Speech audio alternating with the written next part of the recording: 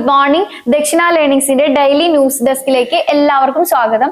So ഇന്ന് April 21, ഇന്നത്തെ Hindu news paper analysis ആണ് നമ്മൾ നടത്തുന്നത്. അപ്പൊ ഇന്ന് ഏപ്രിൽ 21, ഇന്നത്തെ ദിവസത്തിന്റെ പ്രത്യേകത എന്താണ്? സിവിൽ സർവൻസ് ഡേ ആണ്. ഏപ്രിൽ 21 എന്ന് പറയുന്നത് സിവിൽ സർവൻസ് ഡേ ആണ്. അപ്പൊ എന്തുകൊണ്ടായിരിക്കും ഏപ്രിൽ 21 സിവിൽ സർവൻസ് ഡേ ആയിട്ട് നമ്മൾ സെലിബ്രേറ്റ് ചെയ്യുന്നത്? 1947 ഏപ്രിൽ 21 സർദാർ വല്ലഭായ് പട്ടേൽ ആദ്യത്തെ ഫസ്റ്റ് ബാച്ച് ഓഫ് സിവിൽ സർവൻസിനെ അഡ്രസ് ചെയ്യുന്നത് എവിടെ വെച്ചായിരുന്നു? മെറ്റ്കാഫ് ഹൗസ്, ഡൽഹിയിലെ മെറ്റ്കാഫ് ഹൗസിൽ വെച്ചിട്ടാണ് ഫസ്റ്റ് ബാച്ച് ഓഫ് സിവിൽ സർവൻസിനെ സർദാർ വല്ലഭായ് പട്ടേൽ അഡ്രസ് ചെയ്യുന്നത്.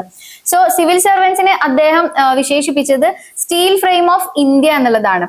സോ ഈ ഒരു സിവിൽ സർവൻസിന് നാഷന്റെ യൂണിറ്റി എൻഷുർ ചെയ്യുന്നതിന് വേണ്ടിയിട്ടും അതുപോലെ തന്നെ അഡ്മിനിസ്ട്രേറ്റീവ് ഫംഗ്ഷൻസ് ഒക്കെ നടത്തി കൊണ്ടുപോകുന്നതിലുള്ള റോള് വളരെ വലുതാണ് എന്നുള്ളതായിരുന്നു അന്ന് അദ്ദേഹം പറഞ്ഞത്.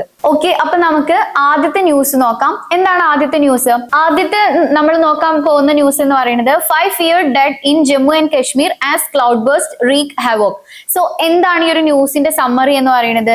ജമ്മു ആൻഡ് കശ്മീരിലെ എസ്പെഷ്യലി റാംബൻ ഡിസ്ട്രിക്റ്റില് ഒരു ക്ലൗഡ് ബേസ്റ്റ് മൂലം ഒരു ഫ്ലാഷ് ഫ്ലഡ് നടന്നു. സോ ഇത് ഒരുപാട് പ്രോപ്പർട്ടി ഡാമേജ് ചെയ്തു. അറ്റ്ലീസ്റ്റ് 5 ഡെഡ് ഇത് മൂലം സംഭവിച്ചിട്ടുണ്ട്. മെനി പീപ്പിൾ ഇഞ്ചേർഡ് ആയിട്ടുണ്ട്.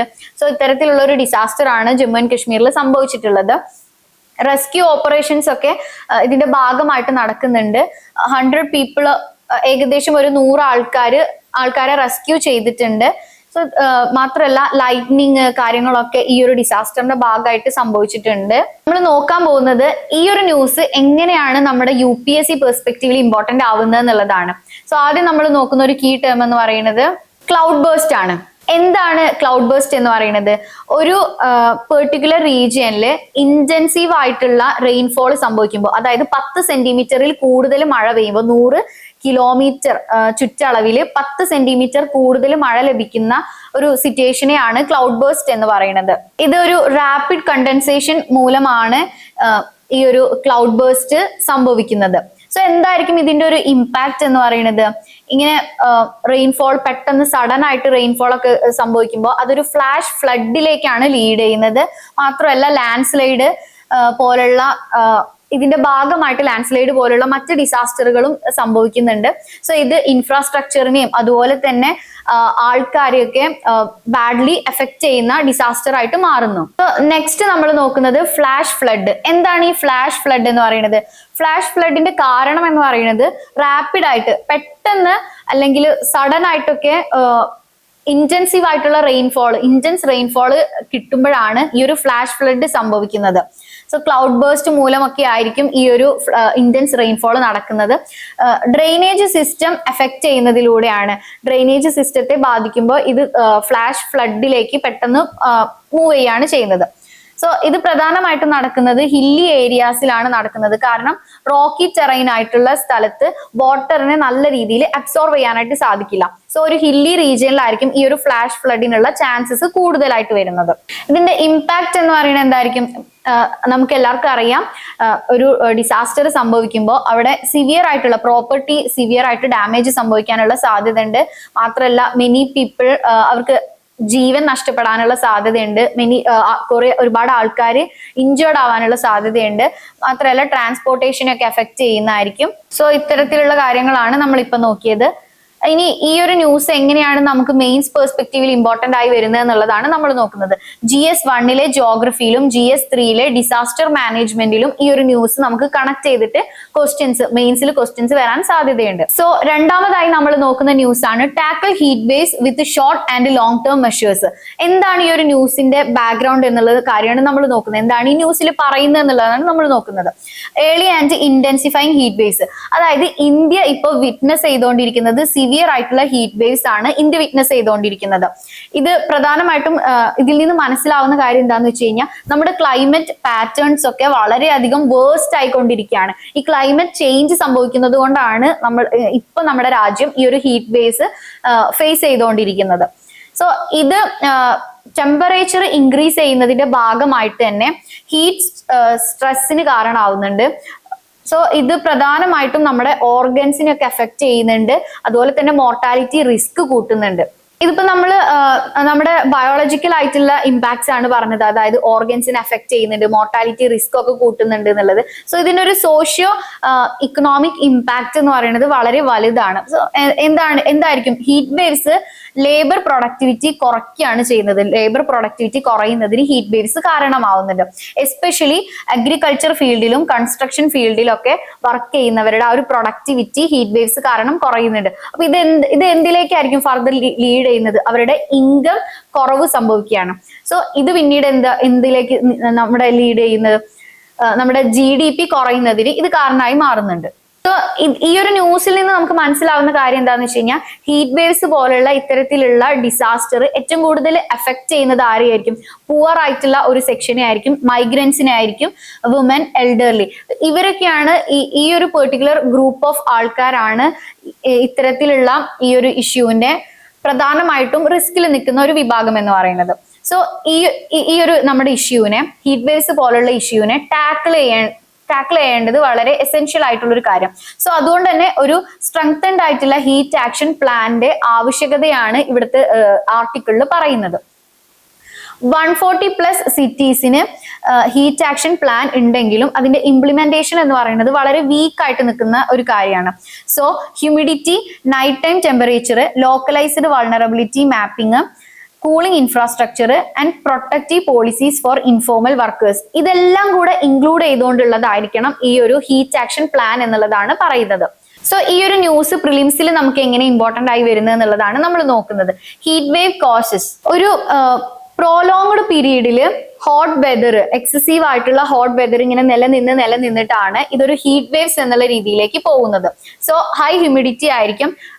ഒരു റീജിയനിൽ ഉണ്ടായിരിക്കേണ്ട മാക്സിമം നോർമൽ ടെമ്പറേച്ചറിനേക്കാൾ എക്സീഡ് ചെയ്യുമ്പോഴാണ് അവിടെ ഹീറ്റ് വേവ്സ് സംഭവിക്കുന്നത്. സോ ഇത് പ്രധാനമായിട്ടും ക്ലൈമറ്റ് ചേഞ്ച് കാരണമൊക്കെ ഇതിന്റെ ഒരു ഇന്റൻസിറ്റി കൂടാനുള്ള ചാൻസും ഉണ്ട്. നമ്മൾ നെക്സ്റ്റ് നോക്കുന്നത് ഹീറ്റ് സ്ട്രെസ് ഇമ്പാക്റ്റ് ആണ്. എന്തൊക്കെയായിരിക്കും ഈ ഒരു ഹീറ്റ് സ്ട്രെസ് ഇമ്പാക്റ്റിൽ വരുന്നത്? ഫിസിയോളജിക്കൽ ആയിട്ടുള്ള സ്ട്രെയിന് ഹ്യൂമൻ ബോഡിയിൽ സംഭവിക്കാനുള്ള കാരണമുണ്ട്. സോ ഇത് പിന്നീട് heat rash, cramps, exhaustion, heat stroke ഇത്തരത്തിലുള്ള കണ്ടീഷൻസിലേക്ക് ഇത് ലീഡ് ചെയ്യുന്നുണ്ട്. പ്രധാനമായിട്ടും വൾണറബിൾ പോപ്പുലേഷൻ ആയിട്ടുള്ള എൽഡർലി, ചിൽഡ്രൻ, ഔട്ട്ഡോർ വർക്കേഴ്സിനെയൊക്കെ ആയിരിക്കും ഇത് കൂടുതൽ എഫക്ട് ചെയ്യാനായിട്ട് പോകുന്നത്. സോ നെക്സ്റ്റ് നമ്മൾ നോക്കുന്നതാണ് ഹീറ്റ് ആക്ഷൻ പ്ലാൻ. എന്താണ് ഹീറ്റ് ആക്ഷൻ പ്ലാൻ എന്നതുകൊണ്ട് ഉദ്ദേശിക്കുന്നത്? ഹീറ്റ് ആക്ഷൻ പ്ലാന്റെ പർപ്പസ് എന്തായിരിക്കും? ഒരു സിറ്റിയിൽ അല്ലെങ്കിൽ സ്റ്റേറ്റ് ലെവലിലൊക്കെ കൊണ്ടുവരുന്ന സ്ട്രാറ്റജീസിനെയാണ് ഹീറ്റ് ആക്ഷൻ പ്ലാൻ എന്നതുകൊണ്ട് ഉദ്ദേശിക്കുന്നത്. അതായത് ഹീറ്റ് വേവ്സിന്റെ ഇമ്പാക്റ്റിനെ പ്രിപ്പയർ ചെയ്യുക, റെസ്പോണ്ട് ചെയ്യുക, അതിനെ മിറ്റിഗേറ്റ് ചെയ്യുക എന്നുള്ള ഇന്റൻഷനോട് കൂടിയിട്ടാണ് ഹീറ്റ് ആക്ഷൻ പ്ലാൻ ഇംപ്ലിമെന്റ് ചെയ്യുന്നത്. സോ ഇത് പ്രധാനമായിട്ടും ഫോക്കസ് ചെയ്യുന്നത് വാർണിംഗ് സിസ്റ്റത്തിൽ മാത്രമല്ല public awareness campaigns, cooling centres and waters ഒക്കെ ആക്സസ് ചെയ്യാൻ എല്ലാവർക്കും പറ്റുന്നുണ്ട് എന്നുള്ളത് എൻഷുർ ചെയ്യുക എന്നുള്ള കാര്യങ്ങളിലാണ് ഈ ഒരു ഹീറ്റ് ആക്ഷൻ പ്ലാൻ ഫോക്കസ് ചെയ്യുന്നത്. സോ ഡെവലപ്പ് ചെയ്യുന്നതും ഇംപ്ലിമെന്റ് ചെയ്യുന്നതും സ്റ്റേറ്റ് ആണ്. സ്റ്റേറ്റും ലോക്കൽ ഗവൺമെന്റും കൂടെ ചേർന്നിട്ടാണ്. പക്ഷെ NDMA, അതായത് നാഷണൽ ഡിസാസ്റ്റർ മാനേജ്മെന്റ് അതോറിറ്റി, ഇതിനെ ഗൈഡ് ചെയ്യുന്നുണ്ട്. സോ എന്താണ് NDMA എന്ന് പറയുന്നത്? നാഷണൽ ഡിസാസ്റ്റർ മാനേജ്മെന്റ് അതോറിറ്റിയുടെ റോൾ എന്തായിരിക്കും? ഇതൊരു ഇന്ത്യയിലെ അപെക്സ് ബോഡിയാണ് ഫോർ ഡിസാസ്റ്റർ മാനേജ്മെന്റ്. ഈ ഒരു ഡിസാസ്റ്റർ മാനേജ്മെന്റിൽ ഹീറ്റ് വേവ്സും ഇൻക്ലൂഡ് ചെയ്യുന്നുണ്ട്.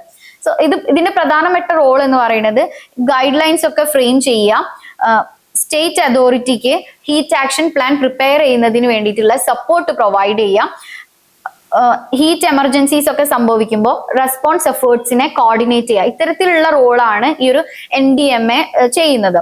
സോ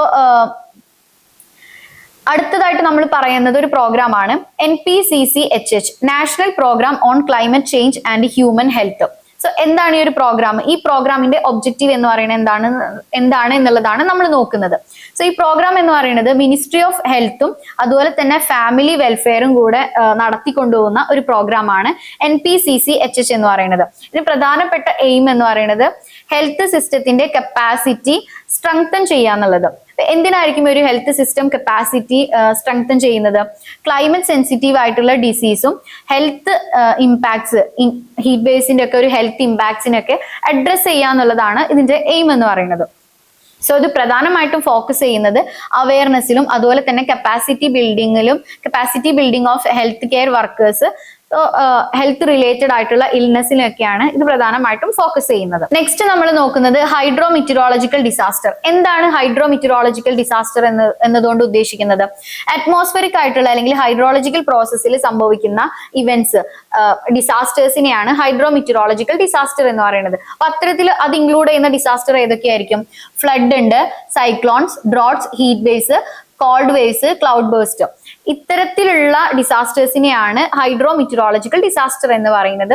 സോ ഇത് പ്രധാനമായിട്ടും ഇതിന്റെ ഒരു ഇന്റൻസിറ്റി അല്ലെങ്കിൽ ഇമ്പാക്ട് ഇൻഫ്ലുവൻസ് ചെയ്യുന്നതാണ് ജിയോഗ്രഫിക്കൽ ഫാക്ടേഴ്സ് ആയിട്ടുള്ള ടോപ്പോഗ്രഫിയും ലാൻഡ് യൂസ് എന്നൊക്കെ പറയുന്നത്. സോ ജിയോളജിക്കൽ ഡിസാസ്റ്റേഴ്സ് എന്താണ്? ജിയോളജിക്കൽ ഡിസാസ്റ്റർ എന്ന് പറയുന്നത് എർത്തിന്റെ ജിയോളജിക്കൽ പ്രോസസ്സിൽ നിന്ന് ഒറിജിനേറ്റ് ചെയ്യുന്ന ചില ഇവന്റ്സ് അല്ലെങ്കിൽ ചില ഡിസാസ്റ്റേഴ്സിനെയാണ് ജിയോളജിക്കൽ ഡിസാസ്റ്റേഴ്സ് എന്ന് പറയുന്നത്. സോ എന്തൊക്കെയായിരിക്കും ഒരു എർത്തിന്റെ ജിയോളജിക്കൽ ആയിട്ടുള്ള പ്രോസസ് മൂലം ഉണ്ടാവുന്നത്? Earthquakes, landslide, volcanic eruptions, tsunamis. ഇത്തരത്തിലുള്ള ഡിസാസ്റ്റേഴ്സിനെയാണ് ജിയോളജിക്കൽ ഡിസാസ്റ്റേഴ്സ് എന്ന് പറയുന്നത്. സോ ഇതിന്റെ ഇമ്പാക്റ്റും അതുപോലെ തന്നെ വൾണറബിലിറ്റിയും ഒക്കെ ഡിപ്പെൻഡ് ചെയ്യുന്നത് ജിയോളജിക്കൽ ക്യാരക്ടറിസ്റ്റിക്സ്, ഒരു റീജിയന്റെ ജിയോളജിക്കൽ ക്യാരക്ടറിസ്റ്റിക്സ് ആണ് ഇതെല്ലാം ഡിപ്പെൻഡ് ചെയ്യുന്നത്. So environmental degradation as A disaster driver. ഇപ്പൊ പല ഡിസാസ്റ്റേഴ്സിനെ കുറിച്ച് നമ്മൾ പറഞ്ഞു. ഈ ഒരു ഡിസാസ്റ്റേഴ്സിന്റെ ഇമ്പാക്ട് അല്ലെങ്കിൽ ഇന്റൻസിറ്റി ഹൈ ആക്കുന്നത് നമ്മളെ പല ഹ്യൂമൻ ആക്ടിവിറ്റീസ് ഒക്കെയാണ്. അതായത് deforestation, unsustainable land use, pollution, ഇതൊക്കെ ഇതിനെ ഡ്രൈവ് ചെയ്യുന്ന കാര്യങ്ങളാണ്, ഡിസാസ്റ്റേഴ്സിനെ ഡ്രൈവ് ചെയ്യുന്ന കാര്യങ്ങളാണ്. സോ ഈ ഒരു ന്യൂസ് എങ്ങനെയാണ് നമുക്ക് മെയിൻസ് പെർസ്പെക്റ്റീവിൽ ഇമ്പോർട്ടന്റ് ആയിട്ട് വരുന്നത്? GS paper 1 geography, GS paper 2 governance, GS paper 3 environment and disaster management. So ഇത്രയും ഭാഗത്ത് നിന്ന് ഈ ഒരു ന്യൂസ് നമുക്ക് മെയിൻസിൽ ഇമ്പോർട്ടന്റ് ആയിട്ട് വരുന്നതാണ്. സോ അടുത്തായിട്ട് നമ്മൾ നോക്കുന്ന ന്യൂസ് ആണ് എനാബിളിംഗ് ലെജിസ്ലേഷൻ. എന്താണ് ഈ ഒരു ന്യൂസിന്റെ ബാക്ക്ഗ്രൗണ്ട് കാര്യങ്ങളാണ് നമ്മൾ നോക്കുന്നത്. അതായത് തമിഴ്നാട് ഗവൺമെന്റ് ഒരു ഹിസ്റ്ററിയാണ് മെയ്ഡ് ചെയ്തിരിക്കുന്നത്. ഹിസ്റ്റോറിക് ഇൻക്ലൂഷൻ മൂവ് ആണ് കൊണ്ടുവന്നേക്കുന്നത്. അതായത് 2 ബിൽസ് തമിഴ്നാട് ഗവൺമെന്റ് ഇൻട്രൊഡ്യൂസ് ചെയ്തിട്ടുണ്ട്. ഇതിന്റെ പ്രധാനമായിട്ടും എയിം എന്ന് പറയുന്നത്, ഈ 2 ബിൽസിന്റെ എയിം എന്താണ്? To ensure mandatory representation of person with disabilities in all rural and urban local bodies. ഏകദേശം ഒരു 14,000 പോസ്റ്റ് ആണ് ഈ ഒരു ബില്ലിൽ റിസർവ് ചെയ്തിട്ടുള്ളത്. സോ ഇതിന്റെ പ്രധാനമായിട്ടുള്ള ഇനീഷ്യേറ്റീവ് എന്ന് പറയുന്നത് ഡിസ്മാൻഡിൽ സ്റ്റിഗ്മ, സൊസൈറ്റിയിൽ നിലനിൽക്കുന്ന ചില സ്റ്റീരിയോ ടൈപ്പുകളെയൊക്കെ റീപ്ലേസ് ചെയ്യുക എന്നുള്ളതാണ് ഈ ഒരു 2 ബിൽസിന്റെ എയിം എന്ന് പറയുന്നത്. മാത്രമല്ല ഡിഗ്നിറ്റി പ്രൊമോട്ട് ചെയ്യാം, ഡിസിഷൻ മേക്കിംഗ് പവർ എനാബിൾ ചെയ്യുക, ഗ്രാസ് റൂട്ട് ലെവലിൽ തന്നെ എനാബിൾ ചെയ്യുക എന്നുള്ളതൊക്കെയാണ് ഈ ഒരു 2 ബില്ലിന്റെ എയിം ആയിട്ട് വരുന്നത്. സോ ഇതിനൊരു എഫക്റ്റീവ് ഇംപ്ലിമെന്റേഷൻ ആവശ്യമായിട്ട് വരുന്നതാണ്. കാരണം ഇത്തരത്തിലുള്ള സിമിലർ ആയിട്ടുള്ള ഒരു ആക്ട് ഓൾറെഡി നിലനിൽക്കുന്നുണ്ട്. സോ ഇതുവഴി വുമനൊക്കെ റെപ്രസെന്റേഷൻ കൊടുക്കുന്നുണ്ടെങ്കിൽ കൂടെ ഒരുപാട് ഇഷ്യൂസ് അത് റിലേറ്റഡ് ആയിട്ട് നിൽക്കുന്നുണ്ട്. സോ അത്തരത്തിലുള്ള ഇഷ്യൂസ് ഇവിടെ വരാതിരിക്കണമെങ്കിൽ സ്ട്രോങ് ആയിട്ടുള്ള ഒരു ഇംപ്ലിമെന്റേഷൻ ഇവിടെ ആവശ്യമായിട്ട് വരുന്നുണ്ട്. സോ ഈ ന്യൂസ് എങ്ങനെയാണ് പ്രിലിംസ് പെർസ്പെക്റ്റീവിൽ നമുക്ക് ഇമ്പോർട്ടന്റ് ആയി വരുന്നത് എന്നുള്ളതാണ് നമ്മൾ നോക്കുന്നത്. അതിൽ ഒന്നാമത്തെ നമ്മൾ പറയാൻ പോകുന്നതാണ് 73rd constitutional amendment. 73rd constitutional amendment കൊണ്ടുവരുന്നത് 1992 ഒരു പഞ്ചായത്ത് ലെവലിൽ വരുന്ന അമെന്റ്മെന്റ് ആണത്. സോ കോൺസ്റ്റിറ്റ്യൂഷനിലെ പാർട്ട് 9 ഈ ഒരു ആക്ട് ആഡ് ചെയ്തിട്ടുള്ളത്. Panchayati Raj ഇൻസ്റ്റിറ്റ്യൂഷൻസിന് constitutional status grant ചെയ്യുക, മാത്രമല്ല അതിനെ പ്രൊട്ടക്ട് ചെയ്യുക എന്നുള്ളതാണ് ഇതിന്റെ പ്രധാനപ്പെട്ട എയിം എന്ന് പറയുന്നത്. സോ ഈ ഒരു അമെന്റ്മെന്റ് കാരണം ഒരു 3 ടയർ സ്ട്രക്ചർ ആണ് പഞ്ചായത്തി രാജിന് കൊടുക്കുന്നത്. അതിൽ ഒന്നാമത് എന്ന് പറയുന്നത് ഗ്രാമ പഞ്ചായത്ത്, ഇന്റർമീഡിയറ്റ് ആയിട്ടുള്ള പഞ്ചായത്ത് സമിതി അല്ലെങ്കിൽ ബ്ലോക്ക് പഞ്ചായത്ത്, ഡിസ്ട്രിക്ട് ലെവലിൽ ജില്ലാ പരിഷത്ത്. ഈ ഒരു 3 ടയർ സ്ട്രക്ചർ ആണ് ഈ ഒരു പഞ്ചായത്ത് രാജ് ഇൻസ്റ്റിറ്റ്യൂഷന് 73rd കോൺസ്റ്റിറ്റ്യൂഷണൽ അമെന്റ്മെന്റ് പ്രൊവൈഡ് ചെയ്യുന്നത്. സോ റെഗുലർ ഇലക്ഷൻസ് ഇതിന്റെ 5 ഇയേഴ്സിൽ റെഗുലർ ഇലക്ഷൻസ് കണ്ടക്ട് ചെയ്യുന്നുണ്ട്. മാത്രമല്ല reservation seats for scheduled caste, scheduled tribes, വുമനും വേണ്ടിയിട്ട് പ്രൊവൈഡ് ചെയ്യുന്നുണ്ട്. നെക്സ്റ്റ് നമ്മൾ നോക്കുന്നതാണ് 74th constitutional amendment. 74th constitutional അമെന്റ്മെന്റും ഇംപ്ലിമെന്റ് ചെയ്യുന്നത് 1992 പക്ഷെ മുനിസിപ്പാലിറ്റി ലെവലിലാണ് ഇത് ഇംപ്ലിമെന്റ് ചെയ്യുന്നത്. സോ ഇതിന്റെ കോൺസ്റ്റിറ്റ്യൂഷണൽ സ്റ്റേറ്റസ് എന്ന് പറയുന്നത് പാർട്ട് 9A കോൺസ്റ്റിറ്റ്യൂഷനിലെ പാർട്ട് 9A ഈ ഒരു 74th കോൺസ്റ്റിറ്റ്യൂഷണൽ അമെന്റ്മെന്റ് ആഡ് ചെയ്തിട്ടുള്ളത്. സോ അർബൻ ലോക്കൽ ബോഡീസിന് ഒരു കോൺസ്റ്റിറ്റ്യൂഷണൽ സ്റ്റേറ്റസ് പ്രൊവൈഡ് ചെയ്യുന്നതാണ്. നേരത്തെ പറഞ്ഞതുപോലെ തന്നെ ഇതിനൊരു 3 types of urban local bodies ആണ് ഉള്ളത്. നഗരപഞ്ചായത്ത് for transitional areas, municipal council for smaller urban areas and municipal corporation for larger urban areas. ഇത്രയും ഒരു 3 ലെവൽ തന്നെയാണ് നമ്മുടെ 74th കോൺസ്റ്റിറ്റ്യൂഷണൽ അമെന്റ്മെന്റും പ്രൊവൈഡ് ചെയ്യുന്നത്. റെഗുലർ ഇലക്ഷൻസും റിസർവേഷൻസും ഉണ്ട്. റെഗുലർ ഇലക്ഷൻസ് എന്ന് പറയുന്നത് എവറി 5 ഇയറിൽ റെഗുലർ ഇലക്ഷൻസ് കണ്ടക്ട് ചെയ്യുന്നുണ്ട്. SC ST വുമന് റിസർവേഷനും പ്രൊവൈഡ് ചെയ്യുന്നുണ്ട്. സോ പഞ്ചായത്ത് രാജ് ഇൻസ്റ്റിറ്റ്യൂഷൻസിന്റെ എയിം കാര്യങ്ങൾ എന്താന്നുള്ളതാണ് നമ്മൾ നോക്കുന്നത്. ഒരു ഗ്രാസ് റൂട്ട് ഗവേണൻസ് എൻഷുർ ചെയ്യുക എന്നുള്ളത് കൊണ്ടാണ് ഈ പഞ്ചായത്ത് രാജ് ഇൻസ്റ്റിറ്റ്യൂഷൻസ് വളരെ ഇമ്പോർട്ടന്റ് ആയിട്ട് നിൽക്കുന്നത്. സോ ഒരു ഗവൺമെന്റിന്റെ 3rd ടയർ ആയിട്ട് ആക്ട് ചെയ്യുന്നതാണ് പഞ്ചായത്ത് രാജ് ഇൻസ്റ്റിറ്റ്യൂഷൻസ് എന്ന് പറയുന്നത്. പ്രധാനമായിട്ടും ഇതിന്റെ ഫങ്ഷൻസ് എന്ന് പറയുന്നത് ഇക്കണോമിക് ഡെവലപ്മെന്റിനും അതുപോലെ തന്നെ സോഷ്യൽ ജസ്റ്റിസിന് പ്ലാൻസ് പ്രിപ്പയർ ചെയ്യുക, അത് ഇംപ്ലിമെന്റ് ചെയ്യുക. 11th ഷെഡ്യൂളിൽ 29 സബ്ജക്ട്സ് ആണ് 11th ഷെഡ്യൂളിൽ ഉള്ളത്. ഈ 11th ഷെഡ്യൂളിൽ പെടുന്ന കാര്യങ്ങളിൽ പ്ലാൻ പ്രിപ്പയർ ചെയ്യുക, മാത്രമല്ല അത് ഇംപ്ലിമെന്റ് ചെയ്യുക എന്നുള്ളതാണ് പഞ്ചായത്ത് രാജ് ഇൻസ്റ്റിറ്റ്യൂഷന്റെ പ്രധാനപ്പെട്ട ഫംഗ്ഷൻ എന്ന് പറയുന്നത്. സോ ഇതിന്റെ ഏറ്റവും വലിയ ഫീച്ചർ എന്ന് പറയുന്നത് ഗ്രാമസഭയാണ്. ഗ്രാമസഭയാണ് ഈ PRI സിസ്റ്റം, അതായത് പഞ്ചായത്ത് രാജ് ഇൻസ്റ്റിറ്റ്യൂഷൻ സിസ്റ്റത്തിന്റെ ഫൗണ്ടേഷൻ ആയിട്ട് വരുന്നത് ഗ്രാമസഭയാണ്. ആ ഒരു വില്ലേജിലുള്ള എല്ലാ രജിസ്റ്റേർഡ് വോട്ടേഴ്സിനെയും ഇൻക്ലൂഡ് ചെയ്യുന്നതായിരിക്കും ഗ്രാമസഭ. സോ ഒരു ഡയറക്റ്റ് ആയിട്ടുള്ള പാർട്ടിസിപ്പേഷൻ, ലോക്കൽ അഫയേഴ്സിൽ ഡയറക്റ്റ് പാർട്ടിസിപ്പേഷൻ എംപവർ ചെയ്യുന്ന ഒരു കാര്യമാണ് ഗ്രാമസഭ എന്ന് പറയുന്നത്. അടുത്തായിട്ട് നമ്മൾ നോക്കുന്നതാണ് അർബൻ ലോക്കൽ ബോഡീസ്. അപ്പൊ നേരത്തെ പറഞ്ഞതുപോലെ തന്നെ urban local bodies urban governance ensure ചെയ്യുക അല്ലെങ്കിൽ സ്ട്രെങ്തൻ ചെയ്യുക എന്നുള്ളതാണ് ഈ അർബൻ ലോക്കൽ ബോഡീസിന്റെ പ്രധാനപ്പെട്ട എയിം എന്ന് പറയുന്നത്. സോ അർബൻ ഏരിയാസിലുള്ള അഡ്മിനിസ്ട്രേഷന് റെസ്പോൺസിബിൾ ആയിട്ട് നിൽക്കുന്ന ഒരു ബോഡിയാണ് അർബൻ ലോക്കൽ ബോഡീസ് എന്നതുകൊണ്ട് ഉദ്ദേശിക്കുന്നത്. 12th ഷെഡ്യൂളിൽ, അതായത് 18 സബ്ജക്ട്സ് ആണ് ഈ 12th ഷെഡ്യൂളിലുള്ളത്. ഈ കാര്യങ്ങളിൽ ഡിസിഷൻസ് എടുക്കുക, പ്ലാൻ തയ്യാറാക്കുക, പ്രിപ്പയർ ചെയ്യുക, അത് ഇംപ്ലിമെന്റ് ചെയ്യുക എന്നുള്ളതാണ് ഇതിന്റെ പ്രധാനപ്പെട്ട റെസ്പോൺസിബിലിറ്റി എന്ന് പറയുന്നത്. സോ ഇത് ഇൻക്ലൂഡ് ചെയ്യുന്നത് എന്തെല്ലാമാണ്? Urban planning, public health, sanitation, water supply, roads and fire service. So ഇത്തരത്തിലുള്ള കാര്യങ്ങളിൽ തീരുമാനമെടുക്കുന്നതാണ് അർബൻ ലോക്കൽ ബോഡീസ് എന്ന് പറയുന്നത്. ഇത് റിലേറ്റഡ് ആയിട്ട് വരുന്ന ഒരു കാര്യമാണ് Tamil Nadu panchayat acts and urban local bodies act എന്ന് പറയുന്നത്. സോ ഇതൊരു സ്റ്റേറ്റ് ലെജിസ്ലേഷൻ ആണ്. സ്പെസിഫിക് ലോസ് എനാക്ട് ചെയ്യുക എന്നുള്ളത് കൊണ്ട് വന്നിട്ടുള്ള ഒരു ആക്ട് ആണ് Tamil Nadu panchayat act and urban local bodies act എന്ന് പറയുന്നത്. സോ ഇതില് ഒരു സ്പെസിഫിക് പവേഴ്സും റെസ്പോൺസിബിലിറ്റീസും ഒക്കെ ഡീറ്റെയിൽ ചെയ്യുന്നതാണ് ഈ ഒരു ആക്ട് എന്ന് പറയുന്നത്. സോ ഇതിന്റെ ഇംപ്ലിമെന്റേഷൻ കാര്യങ്ങൾ വരുന്നത് സ്റ്റേറ്റ് ലെവലിലാണ് ഇത് പ്രധാനമായിട്ടും ഇംപ്ലിമെന്റ് ചെയ്യുന്നത്. ഈ ഒരു ന്യൂസ് എങ്ങനെയാണ് നമുക്ക് മെയിൻസ് പെർസ്പെക്റ്റീവിൽ ഇമ്പോർട്ടന്റ് ആയി വരുന്നത് എന്നുള്ളതാണ് നമ്മൾ നോക്കുന്നത്.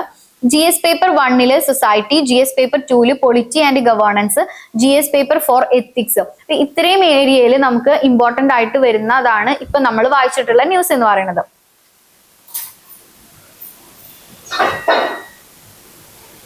സോ അടുത്ത നമ്മൾ നോക്കുന്ന ന്യൂസ് ആണ് diving into supreme court's verdict on governors. എന്താണ് ഈ ഒരു ന്യൂസിന്റെ സമ്മറി എന്നുള്ളതാണ് നമ്മൾ നോക്കുന്നത്. സുപ്രീം കോർട്ട് ഒരു തമിഴ്നാട് ഗവൺമെന്റിന്റെ കേസിൽ ഒരു ജഡ്ജ്മെന്റ് കൊണ്ടുവന്നിട്ടുണ്ടായിരുന്നു. സോ April 8, 2025 ആ ഒരു വേർഡിക്റ്റ് വന്നിട്ടുണ്ടായിരുന്നത്. ഈ ഒരു വേർഡിക്റ്റ് പ്രകാരം തമിഴ്നാട് ഗവർണർ അൺകോൺസ്റ്റിറ്റ്യൂഷണലി ആണ് ബില്ല് അസെൻഡ് ചെയ്യുന്നതിൽ ഡിലേ വരുത്തിയത് എന്നായിരുന്നു സുപ്രീം കോർട്ട് പറഞ്ഞിരുന്നത്. സോ ഇതൊരു ഫെഡറലിസത്തെയും അതുപോലെ തന്നെ കോൺസ്റ്റിറ്റ്യൂഷണൽ സ്ട്രക്ചറിനെയും എഫക്ട് ചെയ്യുന്ന രീതിയിലായിരുന്നു എന്നുള്ളതായിരുന്നു അന്ന് സുപ്രീം കോടതി റൂൾ ചെയ്തിരുന്നത്.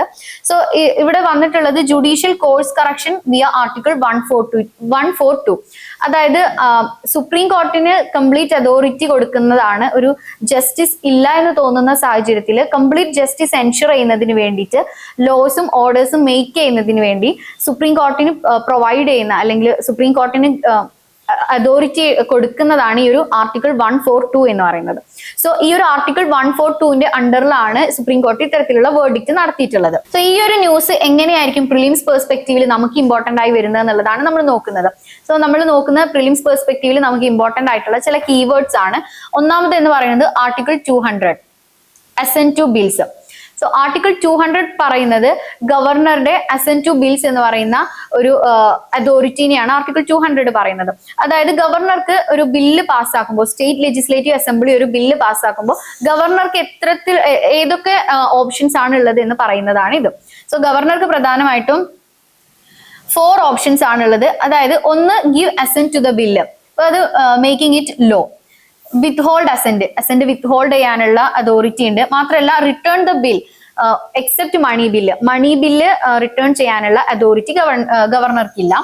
നാലാമതായിട്ട് reserve the bill for the consideration of the president. So 4 അതോറിറ്റിയാണ്, 4 ഓപ്ഷൻസ് ആണ് ഗവർണർക്ക് ഉള്ളത്. Reconsideration by the legislature.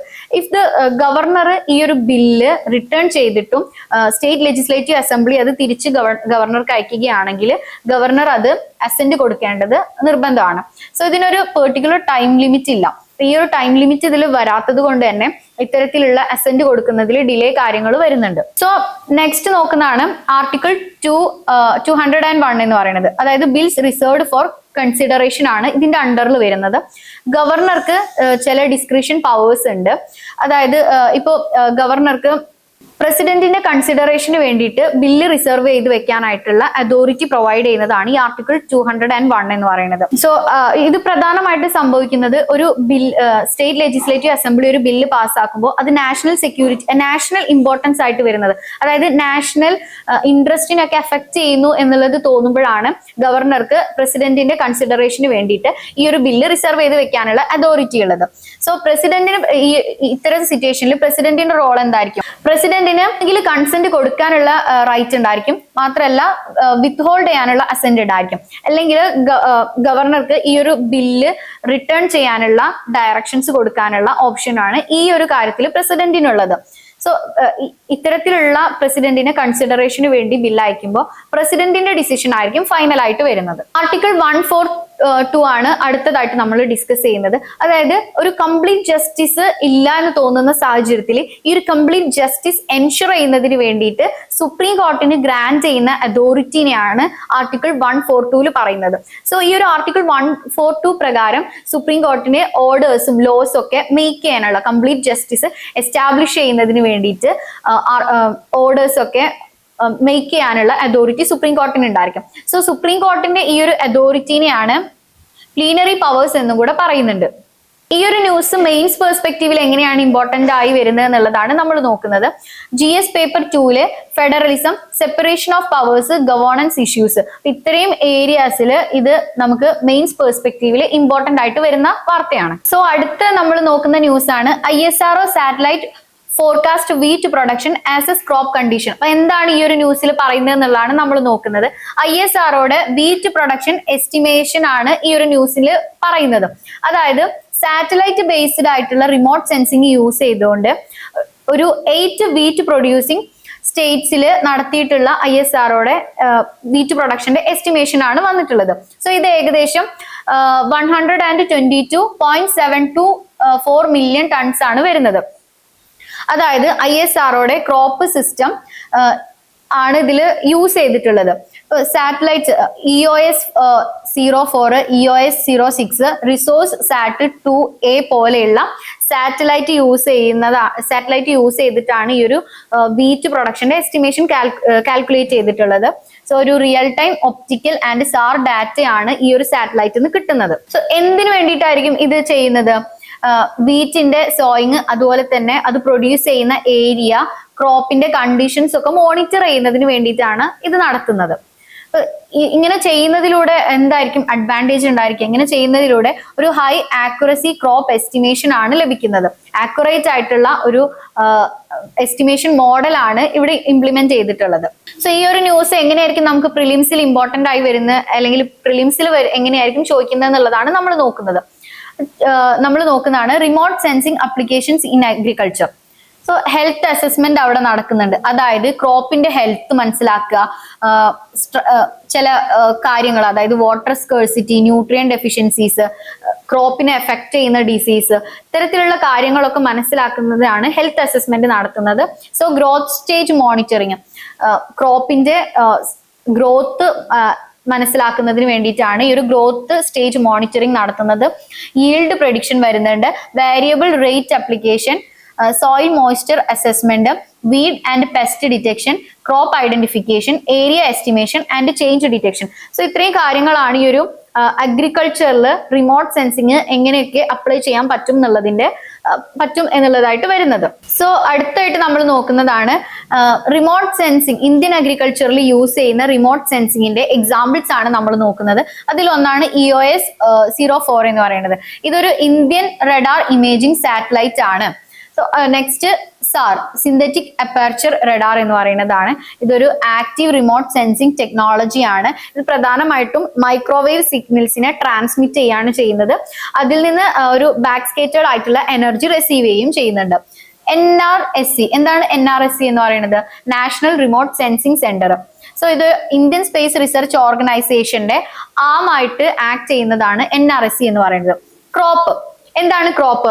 Crop എന്നതുകൊണ്ട് ഉദ്ദേശിക്കുന്നത് comprehensive remote sensing observation on crop progress. അതിനെയാണ് ക്രോപ്പ് ഫ്രെയിംവർക്ക് എന്ന് പറയുന്നത്.